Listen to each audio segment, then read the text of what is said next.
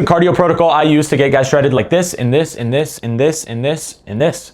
So guys, cardio is essential even in the off season. Even when you're not getting shredded, you should still have a baseline amount of cardio in, right? And that's going to be 60 minutes of zone 2 cardio a week. You should be doing cardio year round for your cardiovascular health, overall insulin sensitivity, your heart health, and your overall expenditure in order to be able to eat more, right? And you don't ever want to be sedentary. That just never makes sense whether you're cutting or not. So what you have to know about cardio is cardio causes stress to the physique. Your stressed out physique will never be your best physique. This is why we cut cardio in peak week or earlier, with my athletes at least, right? Cardio is a stressor. And if you are doing high impact forms of cardio, you will cause stress to your physique. Your lifts will tank. You will feel it in your lifts. If you've ever done hard cardio in the morning and then tried to lift a couple hours later, you know what I mean? Or if you've ever had to do cardio, like you played a sport and then you guys lift after, your lifts are absolutely horrible. You can feel it. So you don't ever want your cardio session to impact your lifts. You don't ever want to cause too much fatigue, inflammation, and stress in your physique. And you don't want to beat up your legs too much with high impact forms of cardio, especially if you care about your legs. If you hit legs twice a week and you are a classic bodybuilder or a bodybuilder or a female bodybuilder that shows their legs, right? There's special cases like men's physique guys that can push a little bit harder on the cardio because guess what? Their legs aren't judged. But as soon as we're out of prep, right, I would treat them just the same as any other individual. So we have to realize that cardio causes stress. And I really kind of break down cardio into 4 categories here. No cardio. When is that going to be the case? 60 to 100 minutes. When is that going to be the case? 120 to 200 minutes. When is that going to be the case? And then over 200 minutes because they're at peak natty and we're digging hard for a show. If you are not trying to get to next level conditioning for a show, you should not really be doing more than 200 minutes of cardio a week. Look at endurance athletes' physiques. Their physiques are stressed out. They don't look good. They look flat. They look soft. And they do tons of cardio. They burn tons of calories. And a lot of them eat healthy. And a lot of the hybrid athlete guys still, lift upper body once or twice a week. High amounts of cardio will never give you a good, sick, lights out, peak natty physique. So when am I going to program in no cardio for someone? That is if someone has a demanding job, high hours of physical labor, because guess what? Their expenditure is stupid high from their job. And if we were going to add in more cardio, it would just cause a ton of stress. It would kill their energy for their lifts. And it would be an unnecessary amount of expenditure unless like we're in a show prep. So if I have a guy that is working all day, right? Construction, something like that, he's getting 15 to 20K steps a day, but it's more than just steps, right? He's picking up heavy stuff, whatever type of construction he does, it's labor for 8 to 10 hours a day. That is plenty of expenditure. You do not need cardio. So that's going to be when they're on no cardio in a cut. Trust me, they get their heart rate up plenty high if you do work a blue collar labor job. 60 minutes to 100 minutes a week. That is the baseline. That is off season and that is beginning of the cut. So someone beginning of the cut, right? We're going to be ripping 60 to 100 minutes of zone 2 cardio. This is a sustainable amount of cardio that is super easy to hit, doesn't impact your lifts at all, right? Someone that is, in prep, they're kind of making that push from a good looking 15% body fat to 10% body fat. I typically have them on 120 to 200 minutes of cardio. Now this can get fatiguing, but when you are strategic with what type of cardio you do, this is the sweet spot for getting shredded. I imagine a lot of you guys are looking to get pretty shredded for the summer, around 10, 11%. 120 minutes to 200 minutes a week of cardio is your sweet spot. I also assign cardio on a weekly basis because it doesn't matter what day you do it on. Yes, you can be strategic and be a little bit more optimal, and splitting it up into more even sessions is going to be better because it won't spike your hunger as much. But if you split, your 120 minutes into 3 sessions or 4 sessions or 5 sessions or 6 sessions, it doesn't really matter. People have different things going on different days, so I always assign cardio on a weekly basis. You have to approach fat loss on a weekly basis. A day is just too small of a time frame to be like, okay, was I in a calorie deficit this day?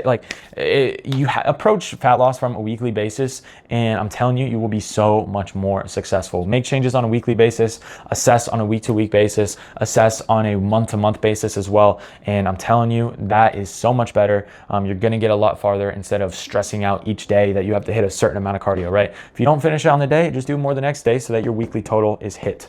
Okay, 120 to 200 minutes of cardio. I get plenty of guys stage lean towards the upper end of this amount of cardio if we have the right amount of time. And 120 to 200 minutes, if you're on 200 minutes, probably gonna be 5 40-minute sessions. You can get peeled, you can get stage lean. However, if someone is in an aggressive cut because we're rushing for a stage you know, getting on stage, or we like, they just don't come with me. They don't come to me with enough time, which I don't even really take on anyone that doesn't come to me with enough time anymore. Or, you know, we have a date, it's a lifestyle client and they need to get shredded super fast for this wedding or this vacation, and they just want to take it as aggressive as possible, right? This is when, to push to that next level, I may give them a little bit over 200. However, it can drive up so much fatigue to a point where you really have to build up to it. And so even if they want to push hard, I make the ultimate decision to not let them go back hard, because you just run into way too low energy, way too high fatigue, and way too high of hunger if you just go from 0 to 100 real quick. This would really only be for someone that's been built up, you know, they've been here for a while, and now, you know, we're pushing them hard and it's time to go here. But when I would push someone above 200 minutes, it's going to be like 200 to 300 minutes. I've never had someone do more than like 300 minutes a week of cardio, really. But we will push up anywhere from 200 to 300 minutes of cardio a week if they have it in them, if I know they have what it takes to get to that next level of conditioning as a natural, required to, you know, just blow everyone out of the water, right? There's stage lean, and then there's that next level. And so a lot of times, often we will have to push, you know, to between 200 to 300 minutes. To think of this as 200 to 300 minutes for that next level of conditioning. That is for bodybuilders. That is like the last 4 weeks, last 3 weeks leading up to their show. If we are pushing hard and they're peak natty, and I know that they can handle the stress, I know they can handle the hard work in order to get what they want, which is, you know, first place on stage, right? Natural Pro card. So yeah, what type of cardio, right? So we have 3 main types of cardio. I'm not really going to go over any others, because who else is doing any others? S tier, elliptical or bike, right? I have a lot of classic guys doing the bike because it is low impact, right? Stairs are going to destroy your quads, destroy your glutes, and can pretty much impact your leg days. And we don't want that as classic bodybuilders, driving a lot of inflammation into our legs, but also potentially making our performance not as good for our leg days. So yeah, S tier, elliptical, and the bike. A tier, which is just fine as well. I have plenty of guys that do this. It's a little bit more impact than elliptical and bike, right? Because you're walking. Hamstrings can get used quite a bit on the incline and rower, and on high amounts of incline tread, your legs will feel it on the leg days. But same thing with the bike and elliptical, high amounts, you're going to feel it, right? At the end of the day, it always comes down to the amount, right? If someone's on very, very low cardio, they're in the off season, recovery is amazing. Even someone that's hitting legs twice a week, they could still do the stairs, right? If it makes it easy for them to get their heart rate up. Incline tread and the rower, right? Incline tread and the rower are going to be A tier. They have some impact. They cause a little bit more fatigue than the elliptical and bike, but they don't really kill our lifts like high amounts of the Stairmaster. I see all these coaches giving guys in prep where your most stressed out physique will be your worst physique, giving, you know, an hour a day or more of stairs. And that stresses out your physique, that beats up your glutes, your quads, destroys your leg days if you are a classic bodybuilder, right? However, the benefit of stairs is you can have a high amount of calories burned, a high amount of expenditure in a short time. So anytime someone's on an aggressive cut, especially a lifestyle client, I'm probably going to throw them on the stairs. Men's physique, right? Plenty of men's physique guys that do these, but a men's physique guy where we are pushing hard for conditioning, I know that we don't have time on their side, they're going on the stairs. They're going on the stairs because legs aren't judged, right? We have that to our advantage. But if you guys are hitting legs twice a week, if you guys are classic bodybuilders, if you're a female bodybuilder, if legs are judged, I'm telling you, do your best to get the farthest on this amount of cardio on these types of cardio, right?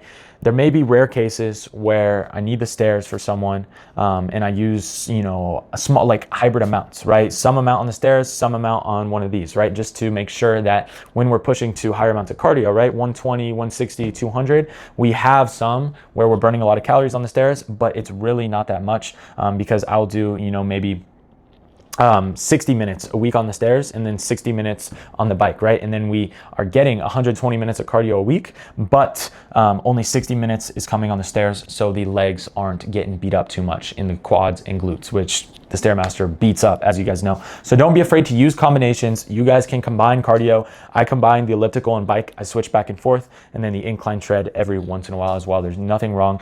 Just because it's not S tier doesn't mean it's not a good form of cardio. You just need to use these different things to manage fatigue, and 120 to 200 is the sweet spot for getting peeled to the bone. And if you're just trying to get lean, you're just starting your cut, guys, I highly recommend 60 to 100 minutes and just focus on your training, focus on your training, focus on your training.